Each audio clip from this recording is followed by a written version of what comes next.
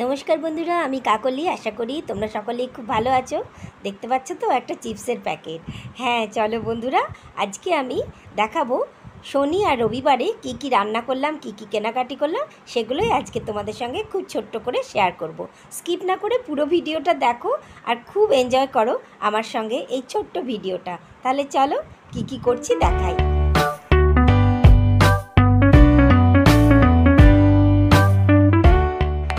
তো দেখো, অনলাইনে আমি গ্রসারি আইটেমগুলো সবই কেনাকাটি করি, তো সেগুলোই তোমাদের সঙ্গে শেয়ার করছি। দেখো কি কি কিনেছি। এই যে দেখো, ওই যে গাড়ি মাল দিয়ে গেল, এই দুয়ারে নামিয়ে দিয়ে গেল।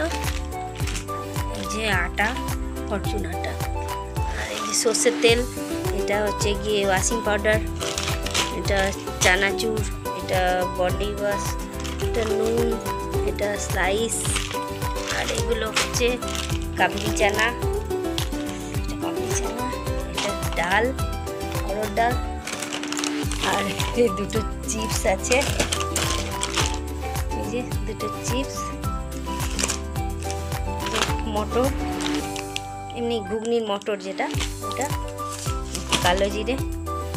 এই যে এইসব মালগুলো এসেছে। কেনাকাটিগুলো কেমন হয়েছে বন্ধুরা অবশ্যই জানিও।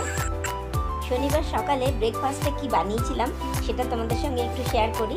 দেখো, ভেজ এগ চাউ বানিয়েছিলাম, আর দেখতেই পাচ্ছ সঙ্গে রয়েছে শসা কুচি, পেঁয়াজ কুচি আর কাঁচা লঙ্কা কুচি। এরপরে আমরা অল্প টমেটো সস দিয়ে গার্নিশ করে আর দুজনে মিলে খেয়ে নিলাম। দুর্দান্ত একটা ব্রেকফাস্ট। তো শনিবার দিন দেখো দুপুরবেলায় কি রান্না করছি। একটা গোল লাউ এনেছিল আর চিংড়ি এনেছিল। এই চিংড়িগুলো কিন্তু দারুণ টেস্ট হয়, মানে যে রান্নাতেই দেবে সেটাই টেস্ট হয়ে যাবে। তো আর লাউ চিংড়ি আমার খুব ফেভারিট খাবার।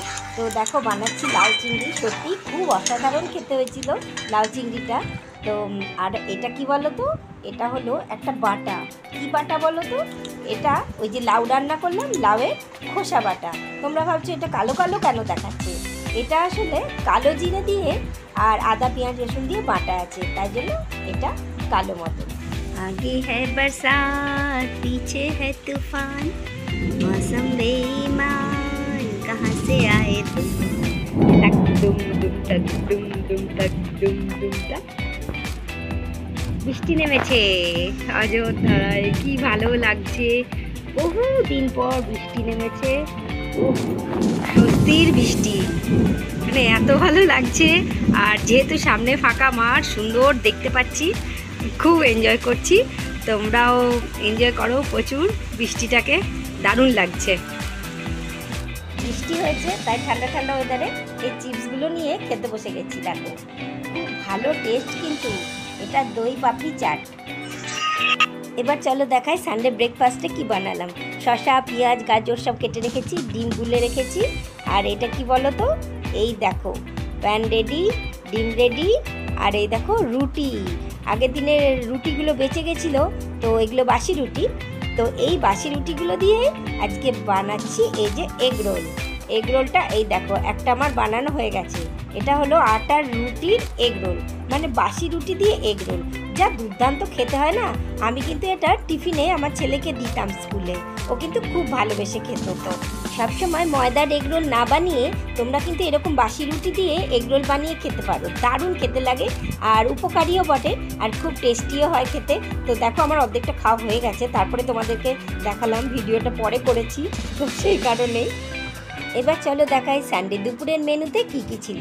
যেহেতু আমার চিংড়ি বেঁচেছিল, তো সেই চিংড়িটা দিয়ে আমি কি রান্না করলাম সেটাই দেখাই। তো দেখো অনেক কিছু আয়োজন করে একসঙ্গে জোগাড় করে নিয়ে রান্না শুরু করেছিলাম। সানডের ব্যাপার, রান্না বান্নাগুলোই একটু অন্যরকম হবে, তো সেই কারণে এই দেখো পটল চিংড়ি, দেখতে পাচ্ছ পটল চিংড়িটা বানানো হয়ে গেছে। আর এই দেখো অনেক শখ করে কচুরলতি এনেছে। তো কচুরলতিটা খুব ভালো করে সিদ্ধ করে রেখেছি, দিয়ে জলটা ছেঁকে রেখেছি।